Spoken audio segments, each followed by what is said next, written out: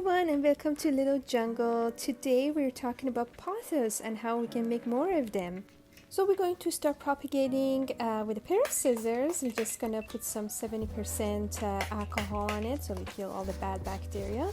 And we're going to go ahead and start cutting underneath of each leaves and underneath of each nut where the roots start to grow.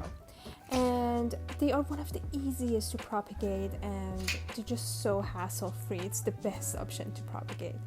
So here I'm going to find few jars and fill them with the clean water. Usually if I use tap water, I'm gonna leave it for 24 hours so the water chlorine free. That's very important. And all you have to do, just stick them into the glass and they're gonna start growing. Just as soon as you see the roots, don't get overly excited and don't start transplanting them. That's a little bit too early. Just allow them to grow bigger and stronger. There's no rush. You can even keep them in a glass jar. But if you really want, just allow the roots grow longer and then you can transplant them super easily. Thank you so much guys for watching. I hope this was useful for you and come back very soon. Bye.